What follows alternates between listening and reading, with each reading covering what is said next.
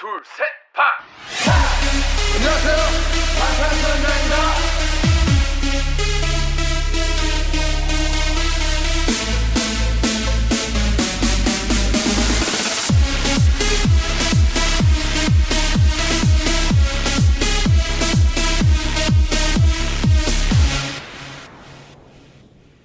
So this weekend, Corey and I went to this adventure park. It was kind of just like a entertainment park kind of thing, amusement park. But we went this weekend and the most random kind of obscure BTS related thing happened. Really? And it was very strange. But we were standing in line for this mountain coaster, which is just this roller coaster that goes down a mountain, which is something I've always wanted to do. As we were waiting in line, there was a safety video on all of the different rules because there's brakes on it and all this stuff. So we had to stand in line and it was on repeat just continuously. And after a little bit, I noticed that the tune played in the background over this safety video was identical to Pluto 134340. No. Fucking identical. What? To the point where Corey and I were standing in a line and I had to do it. I started humming the song to the video. And Corey caught on and he goes, "This is just like that BTS song." Corey recognized it. And so we were both singing Pluto together in line to the safety video. Isn't that weird? Oh my God. And I tried to take a video of it, to record the background sound of it, but it just wasn't working out because there was so much background noise and stuff. So then I tried to look on YouTube to see if there's safety videos online, but it's not. But I'm telling you, it's exactly the same.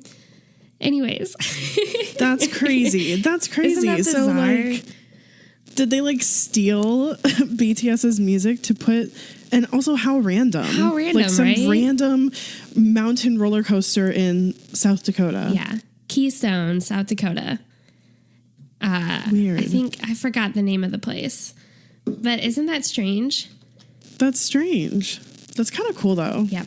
At the same time. Yeah. In the moment. Yeah. Yeah. So this whole weekend, Corey and I have been listening to 134340. It's such a great song. It is a great song. So welcome back, guys. Yeah, welcome back. I'm Kayla. And I'm Bethany, and this is Standing BTS.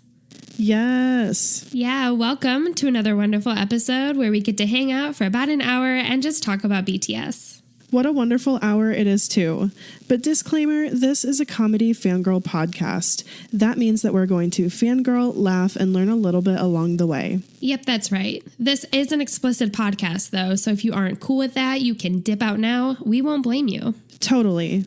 But if you're down for some, BTS is on a break after a successful tour, and I couldn't be happier that our kings are finally getting some rest. Yes, happy that they're getting to rest, finally.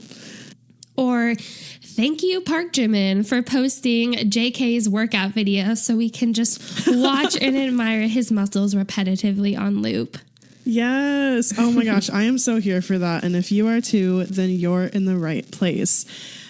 Today, we are doing a Q&A episode, something that we haven't ever really had time to do before, because we've always felt like we were keeping up with BTS, but BTS is being kind of quiet right now. So we thought we'd spend today telling you a little bit more about ourselves. On social media, we asked if you had any questions for us, and we had a tremendous response from so many of you. You guys asked some wonderful questions. We are going to answer as many as we can in today's episode, and we are so excited. They're really good questions. Reading over them and seeing them being tweeted at us or DM'd on Instagram. It was really just fun reading over them and collecting them. And Kayla, you really piled them into this document, but just getting to go through it was so fun. So I'm really excited to go through and actually answer the questions. Yeah, super fun. But before we get into it, we have to thank you, wonderful, amazing armies, for being here and for supporting us. If you're a fan of this show and you want to show your support for us, you can do that by telling people about the podcast, by writing a review. And then if you want to go above and beyond and show us a little bit more support, you can do that by donating monthly to our Patreon at patreon.com/stanningbts. Or if you'd like, you can make a one-time donation at paypal.me/stanningbtspodcast. Your support helps us to improve the quality of our content and to continue putting out weekly episodes. Any type of support is super appreciated. We're glad you're here listening. We're glad you guys sent in questions. And we're really happy to be able to share a little bit about us and more, about our personal lives, I guess. Yeah. So I think we're going to begin just with a really brief overview of ourselves. A little bit of background info, like if this is day one listening to the podcast, just, some things that you might have heard throughout our episodes, but... Or if you bounce around episode to episode based on your interests, topics that we discuss, Right. So we're both from St. Louis. I currently live in Kansas City with my husband, Jordan, and we have a dog and 2 cats, and he works in a restaurant, and I'm a teacher, and we have a cute little life going on here. Yeah, you do. A really lovely life. I am, like you said, from St. Louis. We met in Kansas City, and now I travel for work as an occupational therapist. So I am currently in Rapid City, South Dakota. What else? Corey's my husband. We have a pug named Hazelnut, but she's not with us right now. She's staying with my parents, which is a real bummer. Never again. Never again. We're taking her everywhere next time. Corey just kind of does work wherever he can find it. He mostly does environmental work. That's what he got his degree in. But yeah. Very cool. Yeah. So we just have some questions in front of us that we're going to read off and both kind of answer. Some of them we'll end up answering kind of together. Some of them will have our own answers, but we're just kind of going to go back and forth and get into this. Yeah, I'm ready. I think this is going to be really fun. Yeah, it will be, for sure. Okay, so question number 1, how did you meet? Okay, so Kayla and I both went to the same university in Kansas City. We were both freshmen, fresh meet. I believe it was like during freshman orientation week, that week. Really? Yeah, I'm pretty sure it was. Wow. Because that's when I met Alex, the mutual friend who we ended up meeting through. Maybe it wasn't through freshman orientation, but it was definitely towards the beginning of freshman year. I didn't think that it was that early, but it was probably towards the beginning of the semester for sure. Yeah. I know that I met my freshman in science is when I met Alex. And I remember her taking me from there to her dorm room, which you were her roommate at the time. Totally forgot about that. Yeah, I was her roommate. Yeah. And one day she just texted me and she was like, hey, have like these other people come over. I just met somebody new. We're going to come over and hang out in the dorm. And you guys had met like on the hammocks outside of the science building or something. Yeah. We had known each other from freshman in science, but yeah, that's right. We were on the hammocks, and that's when I decided to come in and hang out with you guys. Yeah, which was really cool. So then you just came over, and I just remember you sitting on the bed across from me and just kind of like we were hanging out, but I know I'm really weird around new people always. And I think it took us a long time to like warm up to each other. It did. And so our friendship really grew when we both joined the same sorority. We had a lot of the same friends, so we were around each other a lot. But then this mutual friend who we met through really, I don't think, liked that we were getting along. And she kind of pinned us against each other and was really I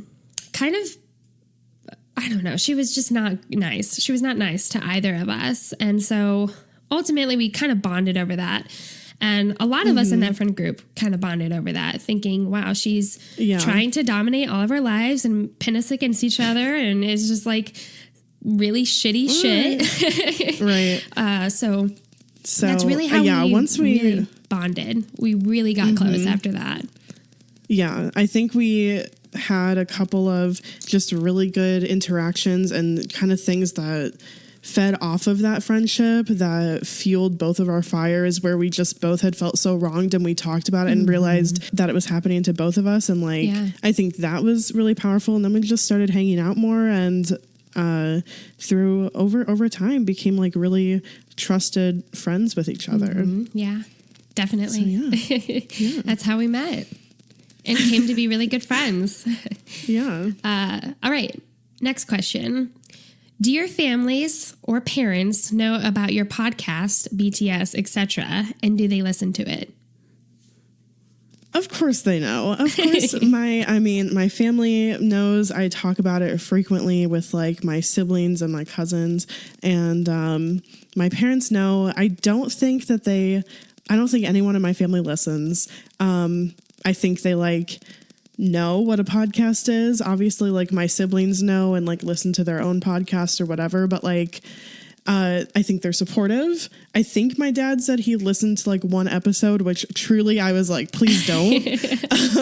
Yeah. It's they don't listen to my knowledge, and I am happy to keep it that way. Yeah.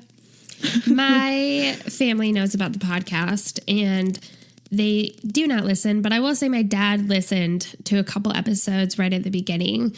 Very supportive. My mom, I believe, listened to an episode as well. Brittany, I have two sisters, Brittany and Bridget. Brittany, she was like the intro to the podcast for a little bit. She also guest hosted on the podcast for one episode. But I don't think there's no way she listens anymore, which is fine. But just like you said, everyone in my family is super supportive, and they think I think my mom brags a little bit to her friends that I have a podcast.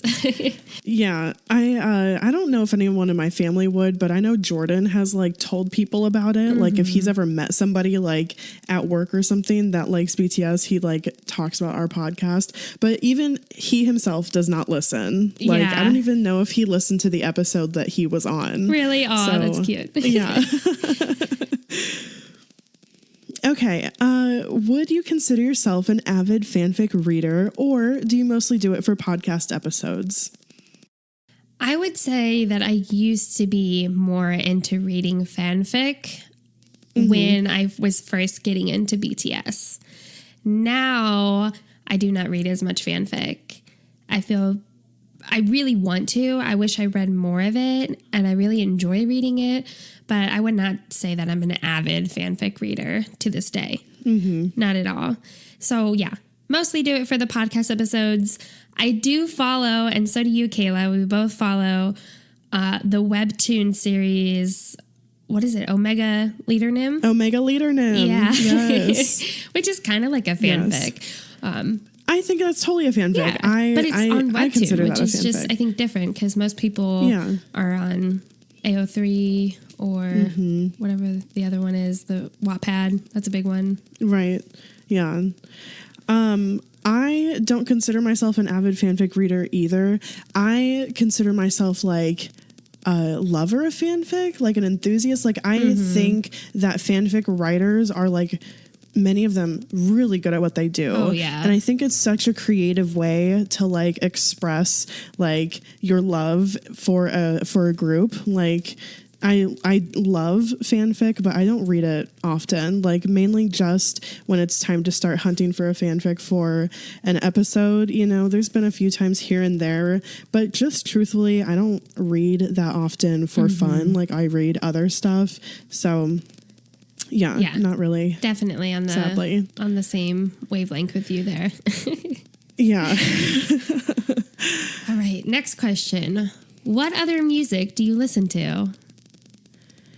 So I'm really bad at like listening to a lot of music at once. So really for like the past 2+ years, I've been listening to mainly BTS. I still like have love for like certain artists where if they come out with something new, I'll listen, but I'm not like avidly listening. Like I've always loved Maroon 5. I love Kesha. I love J. Cole, Kendrick, Chance. And so when they come out with new music, I listen. I've kind of been listening to Lil Nas X because like obviously Old Town Road is like blown up. Like who hasn't been listening to him? But like I don't spend a lot of time. Like I'll listen to the songs like a few times. It's nothing like, it's just BTS and it takes up so much time. Yeah, it does. There's so much music to listen to from BTS. Yeah. The other music that I listen to, if you guys don't already know, I love the Beatles. So I do regularly listen to the Beatles and BTS. Those are my two main artists that I listen to. But I do listen to a couple other artists. I will say on Spotify, they have a lot of like playlists that are suggested towards me. And a lot of times I'll just go to those and listen to that music. So I listen to a variety of different artists, but I don't really actually listen to specific artists or go and look for certain songs. But I will say, like, I really like Maroon 5 too. They're ones that I will go and listen to, especially songs about Jane. That album is like one of my all-time favorite albums. Their first album was like, I still think it's their best album. Like it's such a masterpiece. It's so good. I do like my fair share of like alternative boy band kind of stuff. Yeah, you do. I like my 303, even though they don't really make much music anymore. Same with All American Rejects. But that kind of like alternative music, I still go and listen to that sometimes if I'm feeling a little edgy. But yeah, mostly BTS. Yeah. I mean, I just don't get tired of it. Like anytime that I would stop listening to an artist in the past and move on to somebody else, it's like I'm tired of it. But I have not gotten tired of BTS. Oh, and I definitely like my 60s music, 50s, 60s music. I will go and listen to that a fair amount. But that's just a collage of artists from that time period. Okay, before getting into BTS, were you in any other fandoms or did you stan other artists? Okay, yeah. So for this one, I'm just going to have to say the Beatles. Yeah, and of course. I was a part of like Beatlemania only now, not back when it was taking place. I remember falling in love with I Saw Her Standing There. I saw that. And then I just fell down the rabbit hole of the Beatles. And listened to all of their albums, downloaded all their albums, bought all their albums, watched their anthologies, watched every little documentary I could get my hands on just to see any sort of footage of them. I bought Help, A Hard Day's Night. I was like full-blown Beatles. My room was like designed like Beatles artwork in your room. Yeah. Yeah. I will have to say that's mine. I remember you telling me that you like watched a documentary and you were like, I would have totally been a part of Beatles mania if I were alive back then. Oh yeah. And like, I mean, I believed you at the time and now look at us. Yeah. You know those armies that got to be a part of, what was the show that BTS went on and they reenacted the Beatles kind of? Oh, Stephen Colbert. Yeah, when they were on there and they dressed up armies in the audience from the 60s and they had signs. Oh my gosh, if I could have been a part of that, I just feel like my life would be fulfilled at that point. Yeah. That would have been incredible for you to be at. Yeah. I never was like a part of like any fandom, you know. I didn't even know about the concept of like standing anything. Like I just didn't. I liked music that I liked and I just kind of like, but I wasn't like in a music community. And in fact, like when I was in college and you and I had some girls in our sorority who were like super into One Direction. Into One Direction, yes. Super into One Direction. And like and I never listened to One Direction. I think I liked like 2 of their songs and would listen to those, but like these, I'm not hating because literally it's us now, but like when we would go to like chapter meetings and they would like be playing One Direction music videos, like for like the first 15 minutes before chapter started and dancing at the front of the room. I was the person sitting in the back rolling my eyes. We like both being like, were. this We is were so sitting next to fucking- each other, rolling our eyes, saying like, what the fuck? What the fuck? Like, this is like, how can they be this way about this boy band? And, you know, and now here I am. Here we are. Episode 78 of the podcast about a boy band. But no, I was never a part of any fandoms. I just thought I thought that over the top like fangirl was so crazy and like I couldn't fathom. Yeah. I think I found that fangirl within you. I don't know how I found it, but I'm glad I did. I don't know what you did to me. I'm glad I did. I definitely have that fangirl aspect to me. Always have. Always have. Yeah. Well, I'm so glad you did also. All right, next question. What music video would you show to someone if you wanted them to get into BTS and or K-pop? Okay, so K-pop in general, I have shown people Seventh Sense by NCTU because I think that video is so visually stunning and I really enjoy the music in it as well that I think like it gets anyone intrigued. So K-pop in general, that's what I've shown people. BTS now, Fake Love, maybe? Yeah. Like, damn, Fake Love is so good. Boy with Love, maybe, but like Fake Love just has something special about it. Yeah, I agree with that. I had asked, I think on Instagram quite some time ago when I had made friends with one of my friends in Washington when I was doing my stint there. And I had asked people, what should I show her to get her into BTS? Like what music video? The music video that sold her was Blood, Sweat, and Tears, which to me, I think is a little risky because of the beautiful aesthetics to it with them being males. I think is very hard for the American general population to grab hold of. But she was different. Like she loved Korean dramas and all of that. So I think she was kind of already in tune to it. So when she saw Blood, Sweat, and Tears, she was like, oh my God. But she was previously inoculated. Yeah. That's a tricky one. I want to say Fake Love too, because to me it's the most visually aesthetic, but not so in your face. Kind of like for sure. DNA is like so Idol? much color. It's beautiful. And Idol, oh my gosh, Idol is chaotic as shit. I think that would like. I think if I showed someone Idol and that was the first BTS video they saw, or just K-pop in general, they'd be like, "This is so much. This is overstimulation. Like, how can you watch and enjoy this? You know?" So, yeah. And then for K-pop, I really do like to show Boombaya by Blackpink. I think that's a good one. It's a really fun song. Has BTS or ARMY taught you anything without... Sorry. Has BTS or ARMY taught you anything that without standing you would have never realized? I feel that BTS has really taught me a lot. And this is going to sound really cliche and unoriginal, but loving myself, I don't think I've really thought about that much. And then something that ARMY has taught me is really just the power in numbers and the power in a community of something that is just like, we have made such an impact on the charts and stuff for BTS. I mean, BTS has gotten there too. They deserve to be there.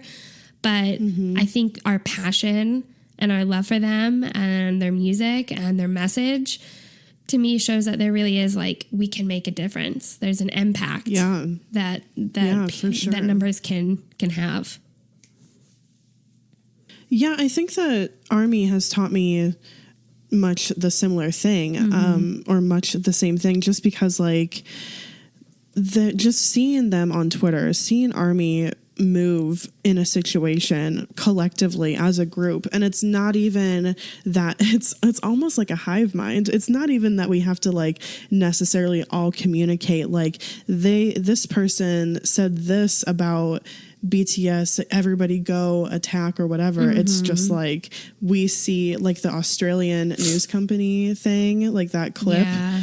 Everybody just went on there and it wasn't being nasty. It wasn't name calling. It wasn't like giving it back to them. It was just blatantly telling them how wrong they are and how like misplaced this is. And I just think the power of ARMY is so incredible. And especially like to do positive things. Like we've seen donations. We've seen like big ARMY get-togethers in communities where people don't feel like they have any other ARMY, and it's just cool. It's cool to see ARMY look out for each other.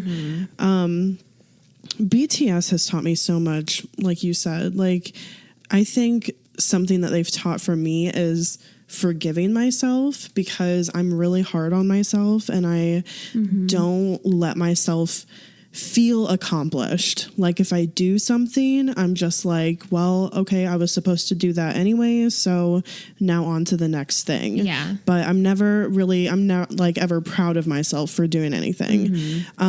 So BTS has like taught me to do that, to be proud of what I do. And some of like Yoongi's lyrics talk about like forgiving your past self, and those have really hit me. And just like you said, the concept of loving myself too. I think that's the big overall image, is what they've given us, the big message, because with every single member, I feel that they bring me a certain, like they just help me in a different way, every single one of them.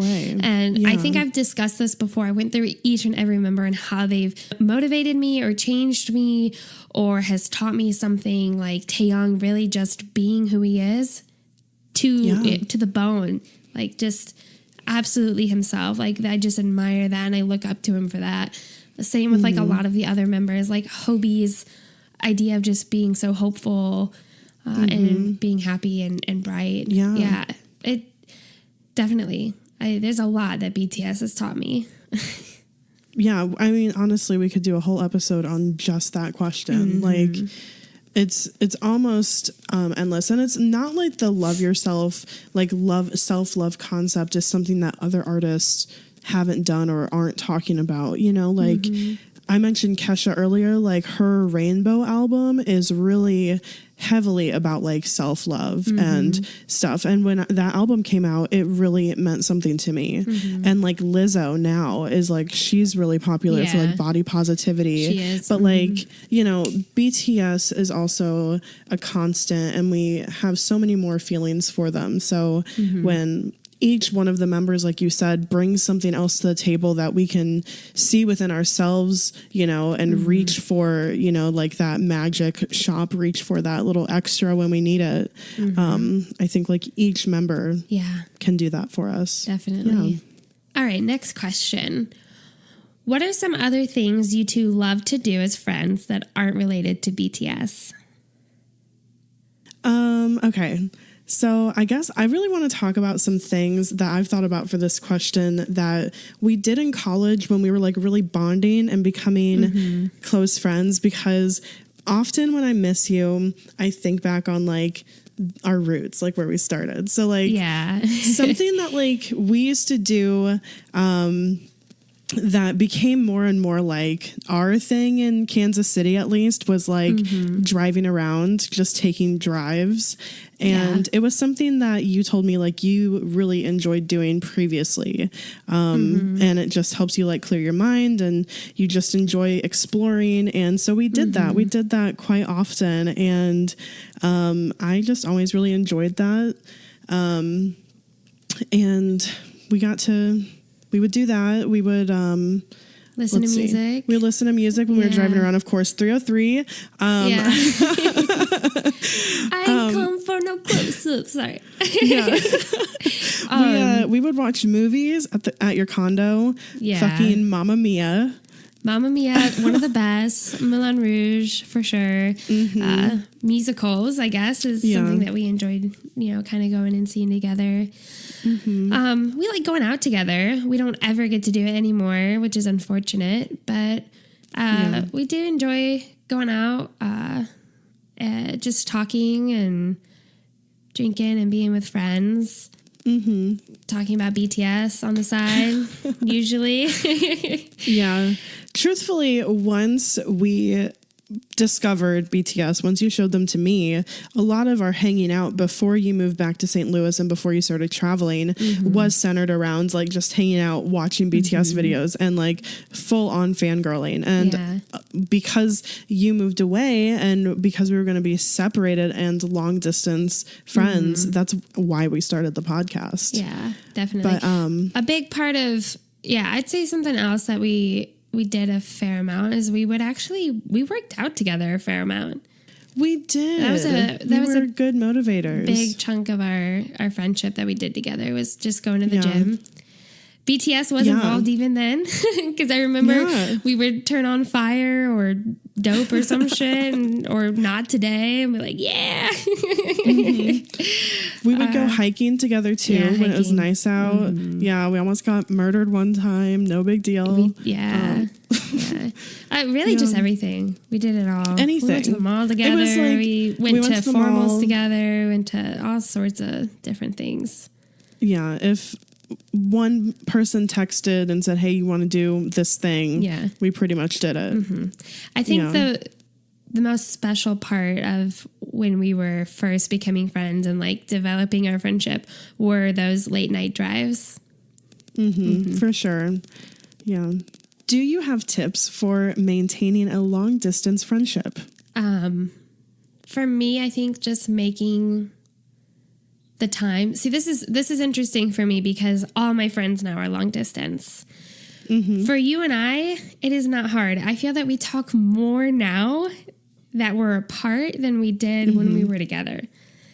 And I think a lot of it has to do with just I text you about my day or some BTS thing happens and we have to talk to each other about it.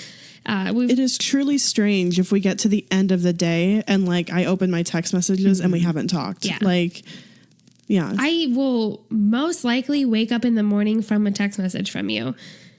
Most likely. And so it just starts there. It just like starts from there. And I respond to your message and then it just goes throughout the whole day. So I guess you could say texting. Texting is a big part of why we still are able to, this podcast is a big part of why we're able to maintain. For me, all my other friends are long distance, but what I do mostly for that is just I make a point to reach out to them. Because I love them and care about them. So FaceTiming, FaceTiming dates. That's really what our podcast episodes have become in research, where we just FaceTime and talk. I do that with a couple of my other friends. So just making time to send a text or make a phone call. Yeah. That sounds lame, and I feel like there should be a better answer for this. It's practical. Yeah. I do have something to add. My friend is in Ohio. My friend Amanda is in Ohio going to law school, and we were really close before she moved away. And, what we do, we're both busy, and especially she's in law school. She's incredibly busy and she's working on top of being in law school. She's amazing, but we don't talk often. Like we might go a month or so without talking, but one of us will text the other one, like send a GIF or say hi or something. And we'll catch up on text, or we'll make a point to FaceTime or talk on the phone for a half hour or something. But I think what's important is knowing that even if you and your long distance friend don't talk often, that doesn't mean that you aren't friends anymore. Yeah. All it takes is reaching out and saying, hey, I miss you. I love you. I hope you're doing well. And let's talk when we can. I know we're both busy. And, sometimes people think you don't care about them anymore, or they don't care about you anymore. You might think, since you haven't talked in a while, but it's so not true. So I think just reminding yourself of that. Reach out, reach out to people for sure. It's a good answer. Okay. What BTS song most describes your relationship? So is this our relationship? Like you and I's relationship? I think this is you and I. Yeah. So this is super difficult, and I've thought about this. I thought about this for a while earlier. I think we're going to have some different songs. answers. I think we're going to have different answers too. And I don't have an exact answer because I can go super like mushy gushy with like a Hold Me Tight or like a 2-3 or something like that. But, you know, truthfully, I was thinking about the Love Yourself Tear album. Girl, earlier. Yes. I was like, yes. That I literally just pulled up on my computer like the entire track list for Tear. Yeah. So earlier I thought about this album because I feel like this album both means a lot to you and I. And we really love this album. And I was looking at the track list, and this is going to sound silly because there are so many incredibly deep and amazing songs on that album. But the first song that I can't get out of my mind when I think about you and I is So What? Yes. We don't have different answers. That's crazy. You have the same answer? Yes, because many reasons why it is So What. Because, and I think for the same reason for you. Oh my God, I'm like freaking out. Isn't that really bizarre that became like the song that describes our relationship? I love this so much. So the reason why it came to my mind was because you and I have been through so much shit. Like externally, like that ex-friend, you know, all the shit we went through with that, like that we went through, and we really came out of that good friends. But even just like through having this podcast and like the fights we've got in when we were still really learning how to communicate with each other, and like all that we've been through, I just like think about this song and I'm like, so what? Like everything is awesome. Everything's fine. And when we were doing the research for Tear, I was living in St. Louis. You were living in Kansas City. I had driven all the way to Kansas City to like do research together because we really wanted to record it together. And I really wanted to as well. But you had like a friend who was like having something going on out at like Westport where the bars were. And we hadn't really gotten to sit down and go through the whole album yet. And just the research was stressful. You were stressed out. I was stressed out. We like both cried. We both realized that we like had to figure out some sort of middle ground. And all this was going on while we were listening to the track list for Tear. Yep. And we finally made it through the album. Before we agreed, like I was like, I'll go out with you. And so we ended up going out together. But we both kind of agreed at the end that So What was like, whatever. Like we were like we didn't really care about it. No, we didn't. And when we went out that night and we had gotten a lot of the research done, we were feeling good. We had made up. We were just having a blast, drinking, being with friends. And you and dancing. You and I were really just joined at the hip, still not really talking to anyone else, and we were singing So What the entire night. It was stuck in our heads. I remember like being on the patio at Harpo's and turning to you and being like, you know what song is in my head? And then we both started singing So What? Do, do, do, do, do. Yeah. Like it was crazy and bizarre, and I can't believe that we both thought of this song, like out of all songs. I was expecting you to mention something else off of Tear. I was thinking, okay, she's probably going to mention something off of Tear just because I just felt that, because that was really our first album that we dove in together. But So What was the one I chose as well. Oh my God. That's crazy that is the song that most describes. Maybe it doesn't describe our relationship, but it does, to an extent, yeah. To an extent, the feeling and the vibe of it, and also like the translations, and you know, I think for sure, the fact that we both picked it, it's totally us. Perfect. All right. Okay. Do you ever struggle trying to manage time between keeping up with BTS and the podcast and with your personal lives and jobs? Yes. Especially when BTS is like really coming out with a lot of stuff. It can be really hard to keep up with. If they're tweeting a bunch, Bonton videos are being put out. There's like tons of new fan camps. Like I used to watch a lot of fan cams when I was first getting into BTS, and now I feel like I see them on Twitter, but I don't actually go and watch like the full fan cam that is like uploaded on YouTube or something. So even like that kind of content, I just feel like, ooh, I'm really out of the loop. But the podcast, I enjoy the podcast. So I enjoy doing the research for it. So I think that keeps me in tune with BTS. And then also I think the podcast has become a part of my routine. It's a part of my routine. So it makes managing the time isn't really that hard anymore, except for like last week when we had 2 episodes and they were big episodes. Especially the American Hustle Live, things like that. It can be a little stressful and overwhelming, but we always are like, oh, we'll just record it the day after or whatever. We'll figure it out. Yeah. And then we also have gotten Corey to help edit with the podcast, and that has been a huge stress reliever.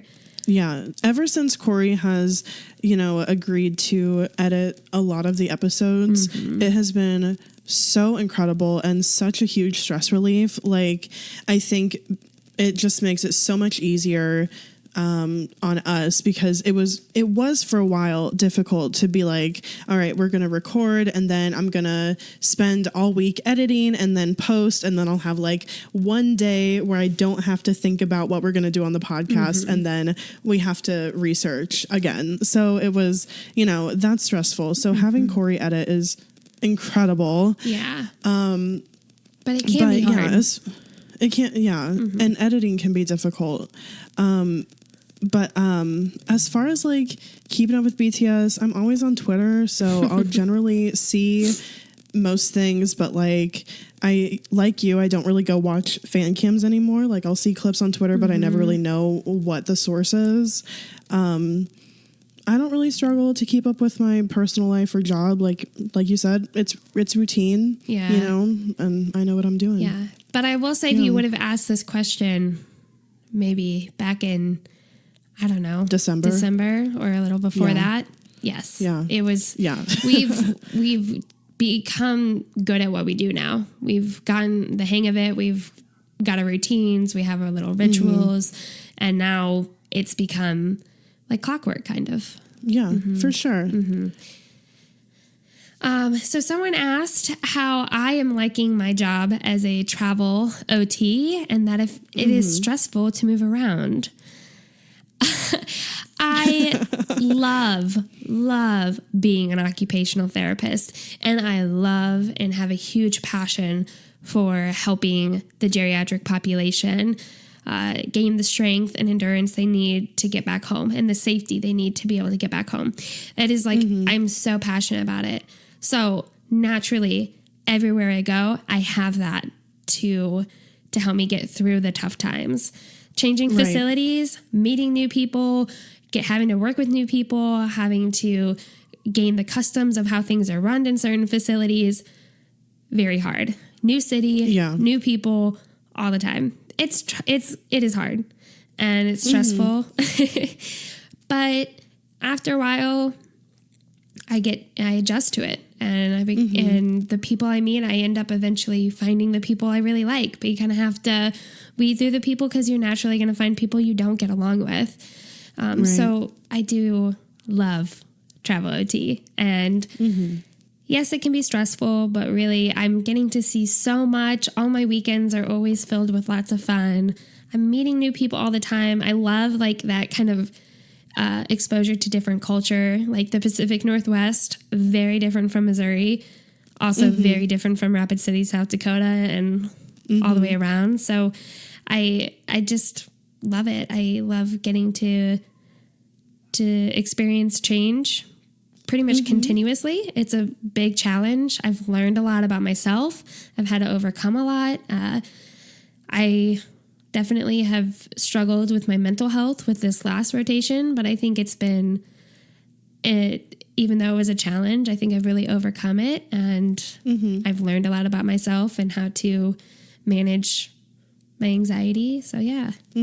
Yeah. It's you good. are really, really good at adapting and like, and finding your people in every place and finding happiness wherever you're kind of posted. Yeah. And it's cool to see all the adventures you get to go on. Yeah, it's worth it. And of course, at the end of the day, even though I'm like, oh, my coworker's this, or oh, the blah, blah, blah, like just shitty things. At the end of the day, I mostly have really good stories like, man, I helped my patient do this today, or my patient now can do this and they weren't able to do that, or my patient got to go home today, and just really awesome stuff. Yeah, so incredible thing. Like the things that you do are so important, Yeah. So I love my job. Okay, so I was asked, Kayla, have you had any moments since you got your teaching job that really affirmed this is the right career for you? Or were there moments that really tested your decision? So, I definitely had a handful of moments throughout the entire school year that were tough and, a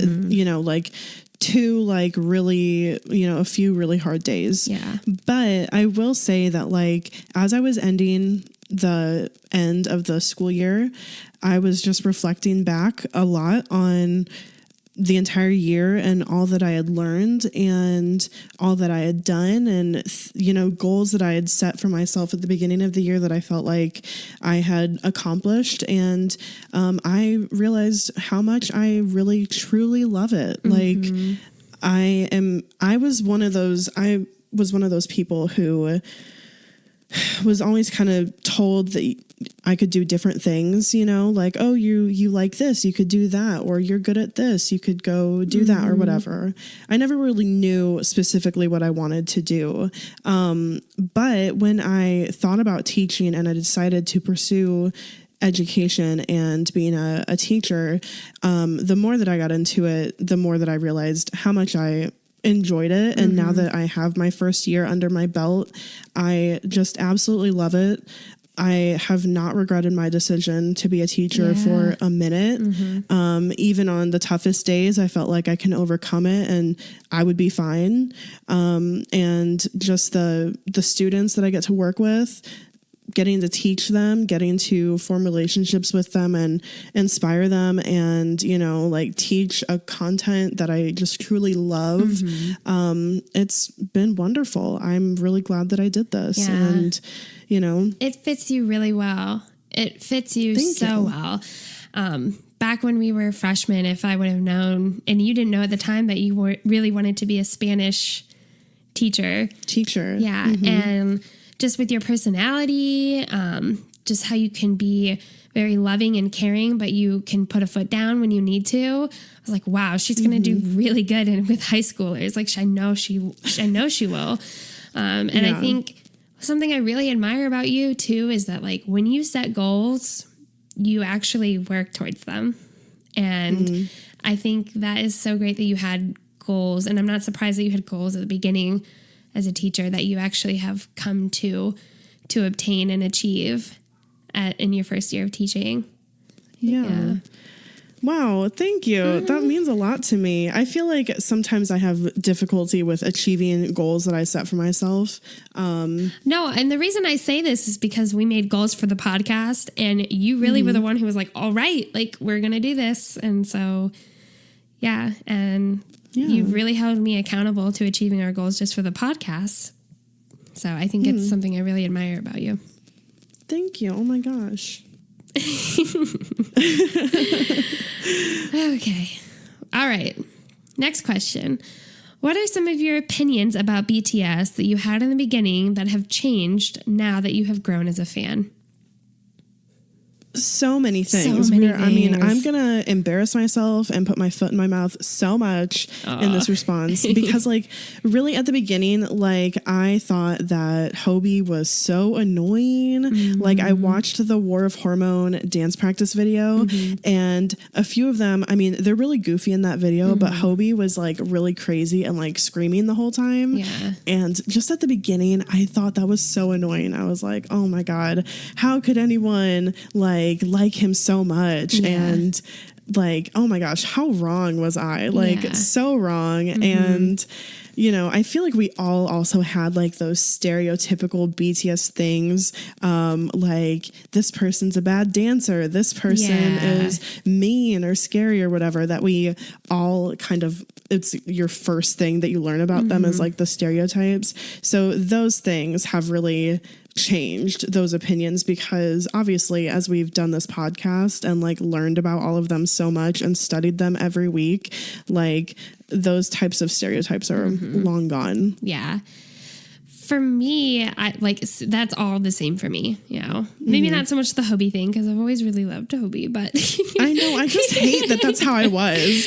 I really didn't watch that video for the longest time because I was like, oh, it's so annoying. Yeah. Which now I go and listen and I'm like, no, it's not. Yeah. Like, I don't know what my deal was. But you just weren't exposed to like who he really is. You know, that's just like from an like a outsider perspective. And so like, before you're fully immersed in BTS, I think a lot of us have these kind of similar opinions of BTS as we're baby army. Like that's really what we are at the time. And I think everyone was there at some point.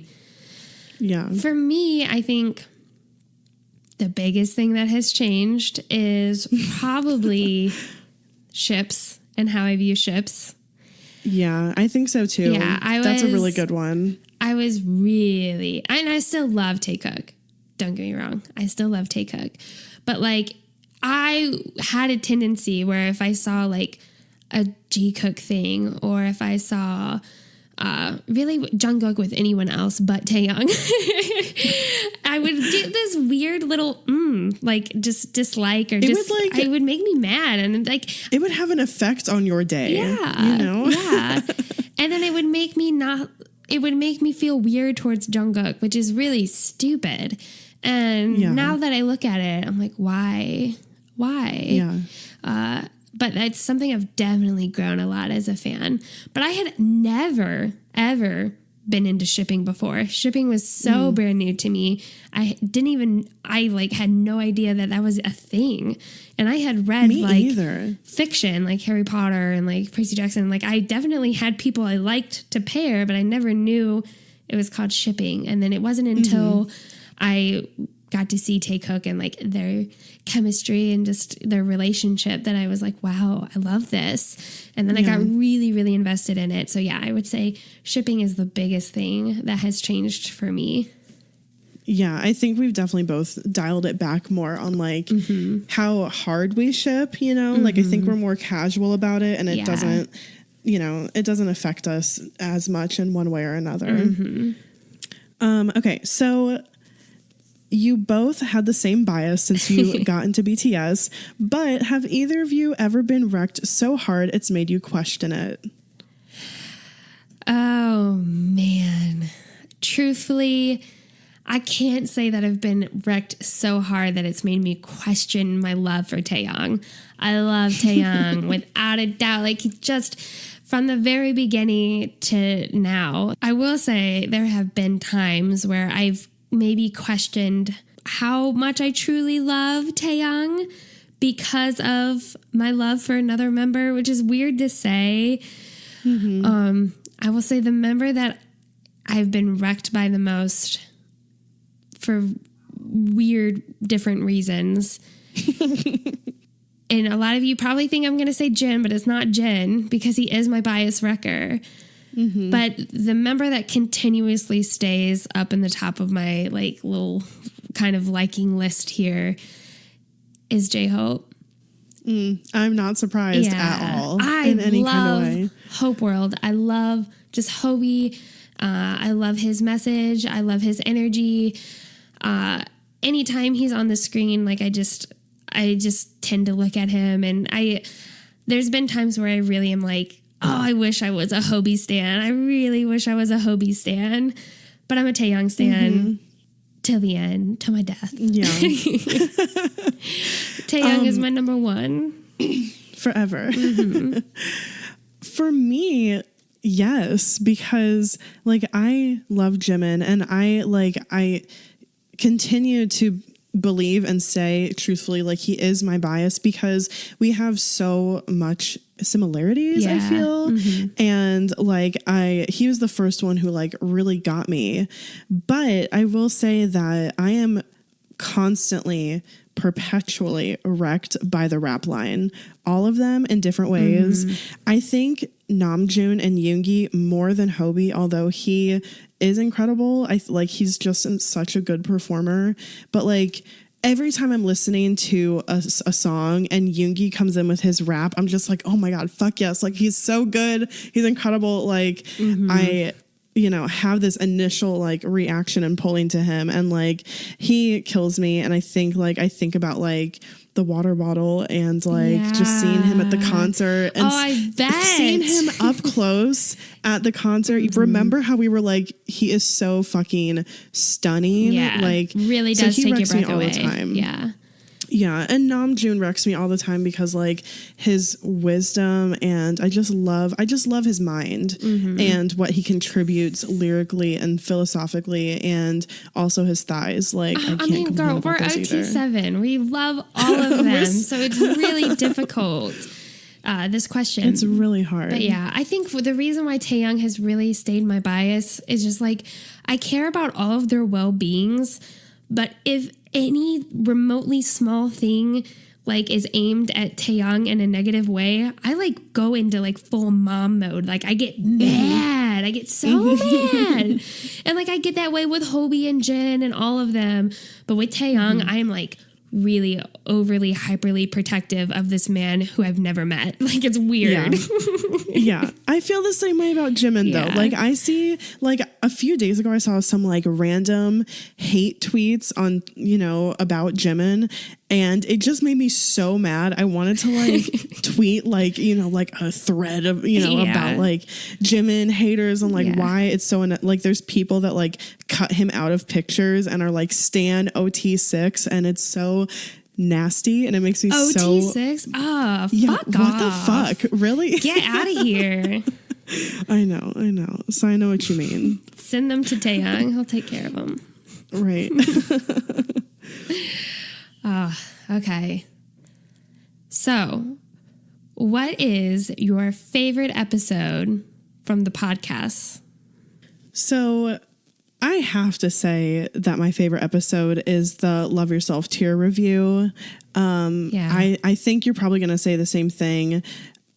Just because you kind of told the story earlier, like the backstory of how we like researched for that, and we had kind of gotten like into a fight before that, and it was really emotional, but then we ended up enjoying our night. And then the next day when we actually sat down to like do our research in the morning, and then we had to record before you had to go back to St. Louis, like we sat down, we listened to everything again. I just remember sitting on the two couches in the condo and just kind of looking at each other and feeling the music and talking through it as we were listening. And that time was so special. Yeah. And just that ability for us to talk through it. And I think we just had such good ideas and we enjoyed it so much. And then when we got to record the episode and be together when we were recording, and it was just, because we had spent all the time talking through it, the whole episode was just a conversation. And truly, I mean, I still go back and listen to that episode because like, I feel like we did the album so much justice, and I love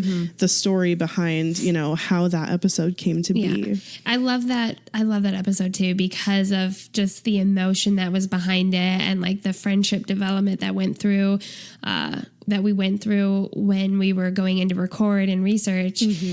Definitely one of my favorites. I'm having a really hard time picking a favorite, but I can give a couple shout outs because there have been quite a handful of episodes that have just been memorable. One that I have to give a shout out to is our Minjun Ship series episode. That was just one of the best. That was one of the best. I don't know what it was. We were together. I think it's because we both really got sold on it. We've done a lot of ship series since, but we really got sold on that ship.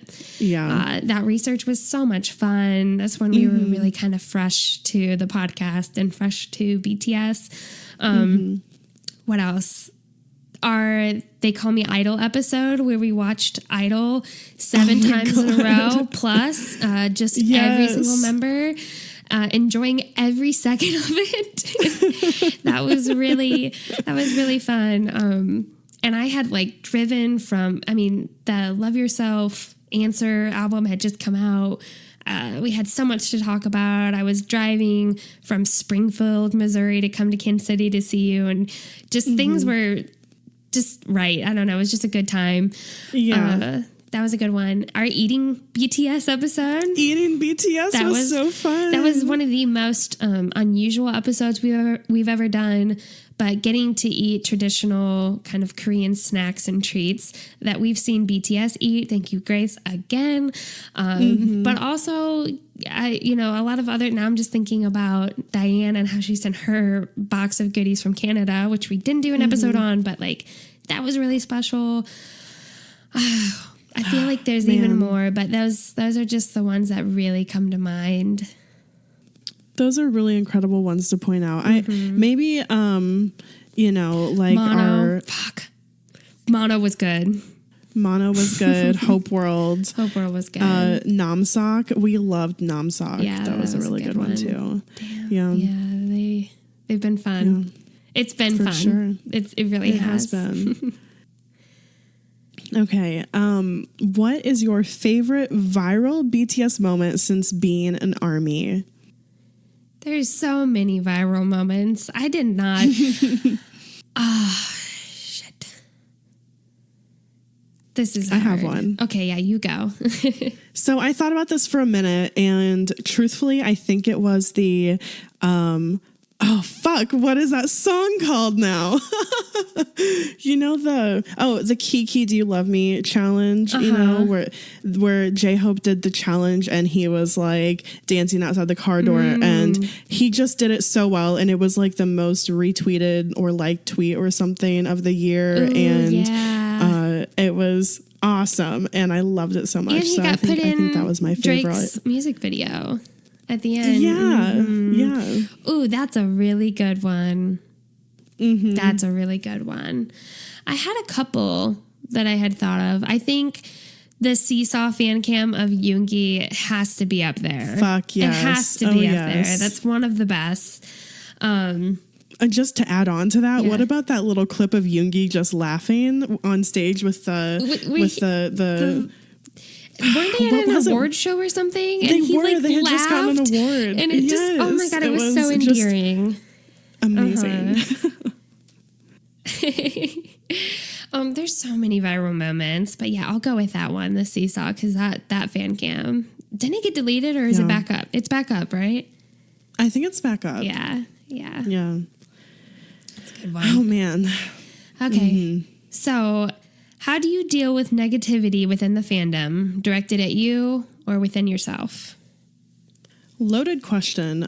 So negativity within the fandom, because we have the podcast, we have a few different options because we have talked about negativity within the fandom on the podcast on different episodes whenever the fandom has become super negative and toxic and we just feel like we have to address it because no matter how many people listen, if we can talk to you and you can kind of be somebody out there with that same kind of positive message that we want to, spread, then that's awesome.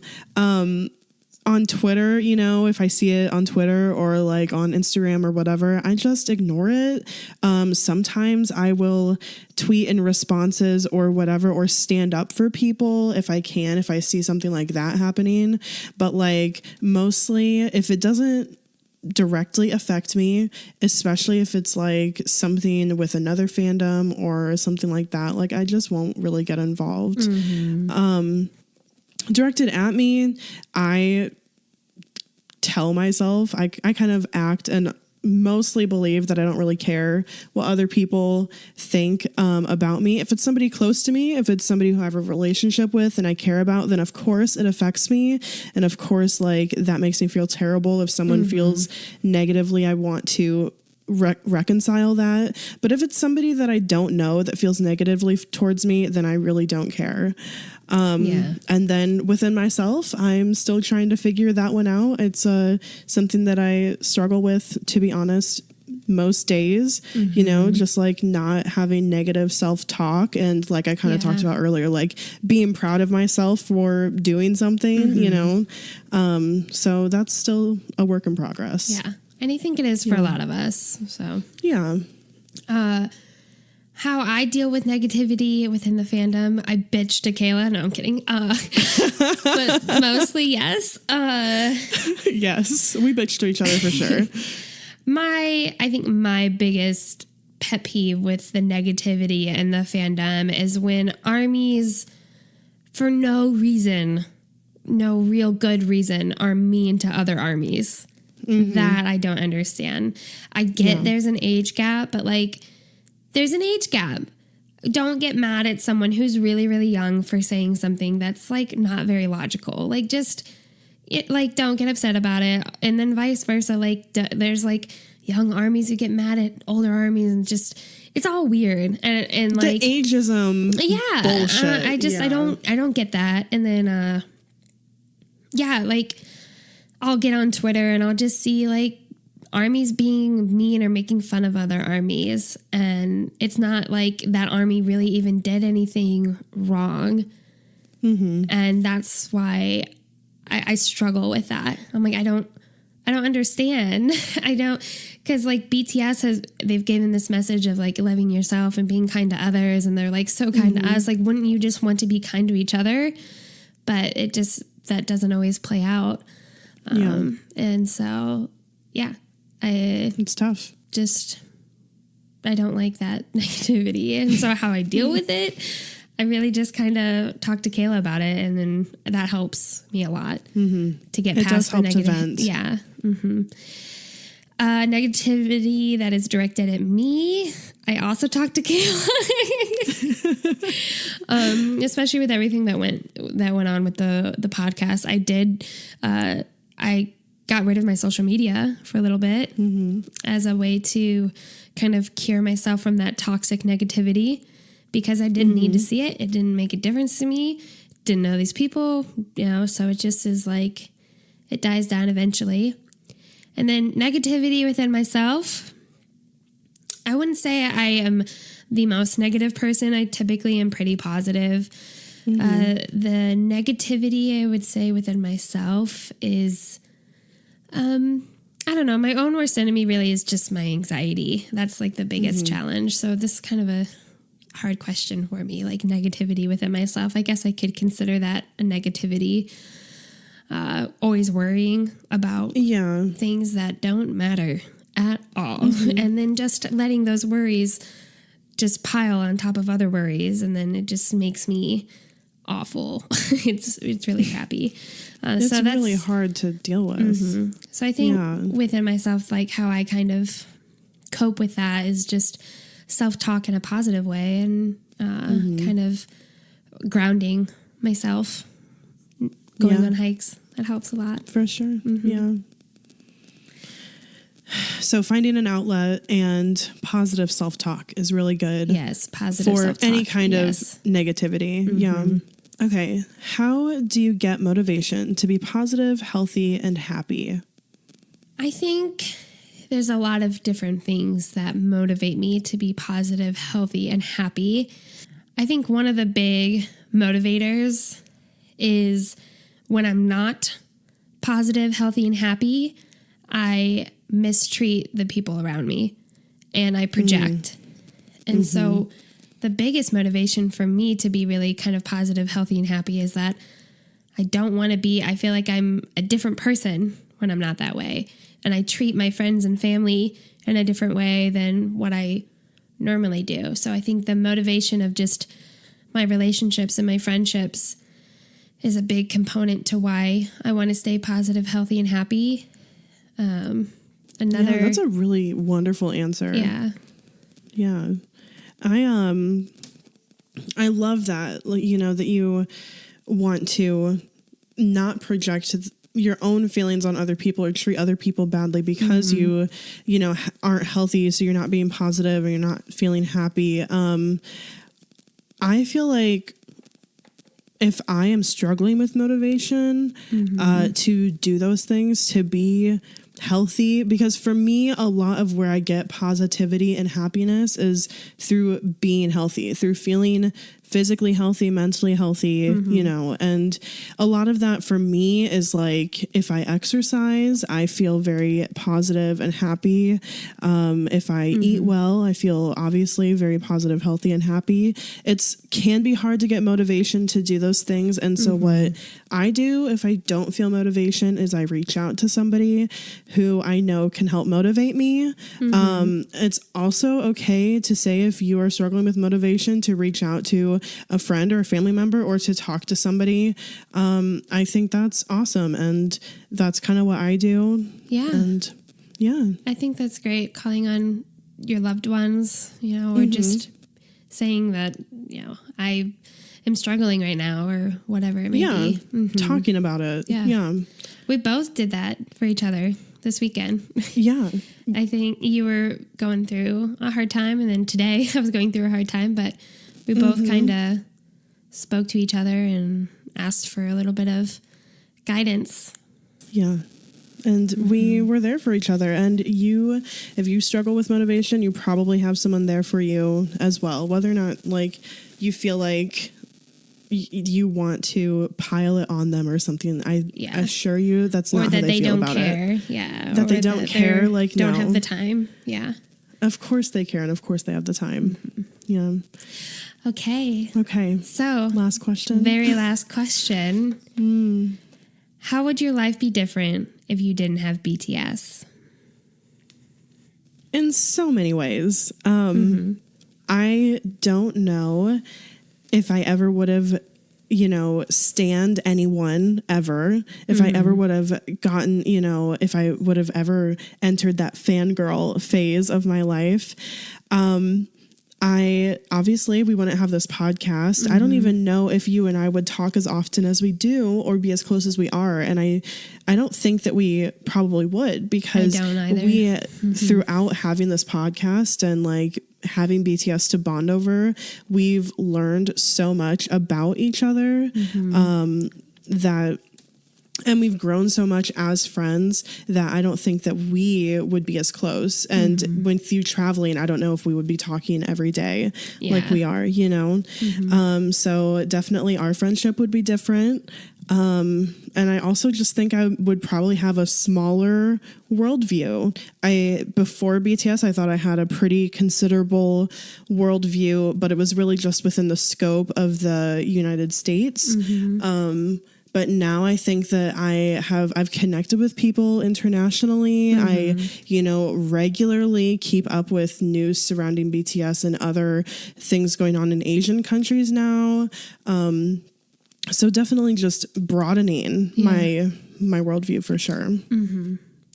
I agree with all of that. Especially our friendship, I think it would be very different. It's hard to think about that, because I think our friendship definitely is more than BTS. But BTS has been something that we've just been able to deepen our friendship even more through it. I think, we both had a passion for podcasts and stuff too. So I think we could have kept up with that. But that's why we decided to make a podcast about BTS, because it's two things that we absolutely love. Loved. Yeah.